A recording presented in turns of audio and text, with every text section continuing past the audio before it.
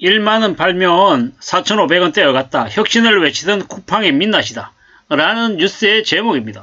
근데 왜 갑자기 쿠팡을 때리는 걸까요? 쿠팡을 왜 때리는 걸까? 좀 의아한 거죠. 뭐 유통이라고 하는 기업들이 제조사나 물류사에 비해서 훨씬 많은 이제 상품 이익을 이제 취해왔던 게 사실입니다. 하지만 그네들이 그러면 저기서 얘기하는 만원 팔아서 4,500원 가져갔다고 얘기할 정도로 악독한 기업이냐? 아니라는 겁니다. 구조를 따져봐야 됩니다. 식품 제조사는 이제 상품을 제조해가지고 납품할 때 생산 단가를 감안해서 생산 이제 마진을 취합니다. 그리고 상품 판매할 때 판매 이익도 취하고요. 뭐 마케팅 비용이나 각종 이제 판매 관리 비용도 또 책정을 하죠. 하지만 이제 상대적으로 유통 마진에 비해서는 상품 제조해가지고 얻는 이익이 적습니다. 제조사의 이익이요. 그리고 물류사는 제조사에 비해 가지고 실제로 물류 이익이 훨씬 더 적습니다. 그러면 물류사는 당연히 유통사나 제조사에 비해 가지고 그러면 실제로 진짜 이익이 적냐? 그렇지 않다라는 겁니다.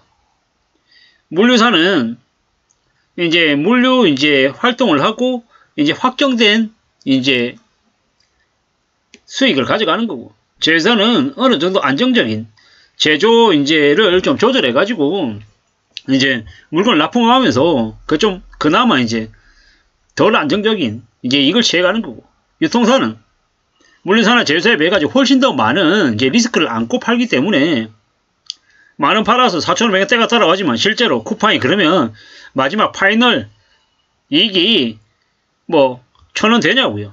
500원 되냐고요? 매우 어렵다라는 겁니다. 그래서 만약 만원 팔아가지고 4,500원 떼갔다라고만 얘기하면 쿠팡이 갑질해가지고 다 뜯어가네? 다 먹네? 이러지만 쿠팡이라고 하는 것은 이때까지 10년 동안 계속해서 물류 인프라 만들고 여러가지 IT적인 부분들을 지원했기 때문에 마냥 저걸 폭리라고 얘기하기는 어렵다라는 겁니다. 뭐 만원 팔아가지고 4,000원 떼갈 정도로 폭리라고 생각되면 그 납품하는 셀러들이 쿠팡 말고 딴 데 가야죠. 네이버에 스마트 스토어 해가지고 3.3% 수수료인가요? 2%가 수수료인가요? 그런 데 가서 팔아야죠. 그러면서 불구하고 쿠팡에 몰리는 이유가 뭐겠습니까? 그래도 편하니까.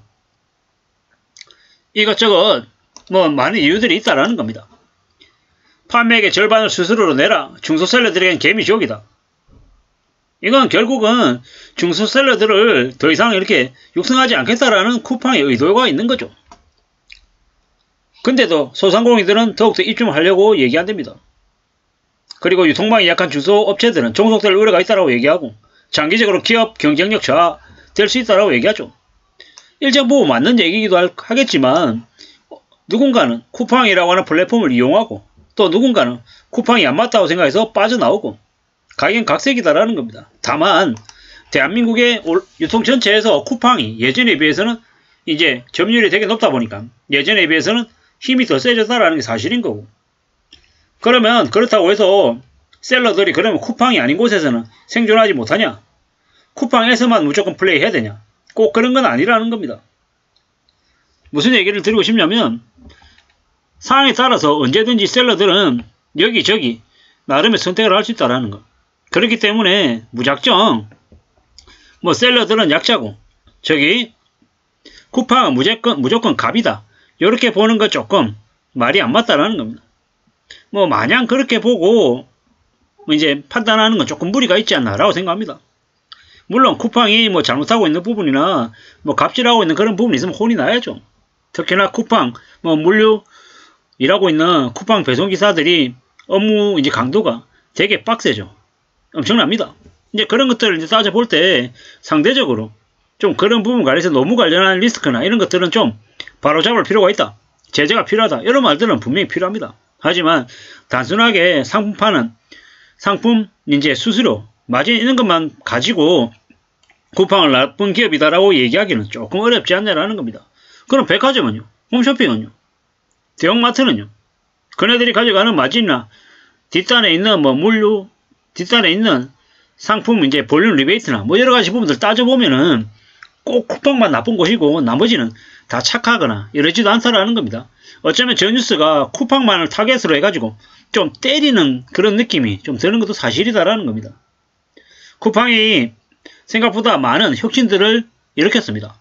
로켓 배송이라고 하는 것, 그리고 물류센터, 이제 물류가 아닌 CJ 대한통운이나 한진이나 뭐 롯데택배 같은 택배 회사에 종속이 되어 있는 이커머스 회사들은 택배가 파업하면 상품이 안 갑니다.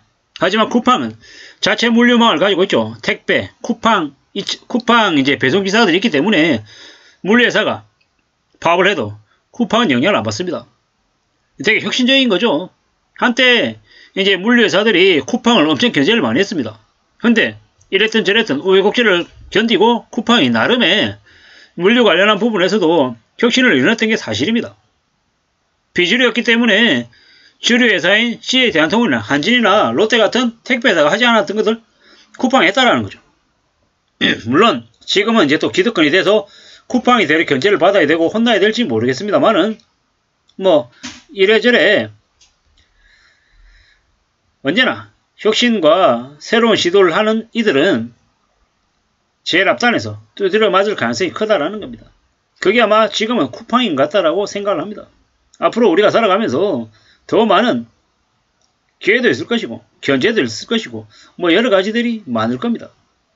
그 중에서 이런저런 여러 가지들이 있을 터인데 뭐 너무 단편적인 것만 보고 너무 마녀사냥은 좀 하지 않아야 된다라고 저는 생각합니다. 이래저래 뭐 잘 생각해 봐야죠. 우리는 절대로 쉽지 않다라고 생각해야 됩니다. 사는 게. 그리고 저 쿠팡이라고 하는 것이 우리에게 많은 이제 혜택과 많은 가능성들을 줬잖아요. 그리고 또 이제 이것저것 여러 가지를 따져보고 또 비교해 볼 필요도 있다라는 겁니다.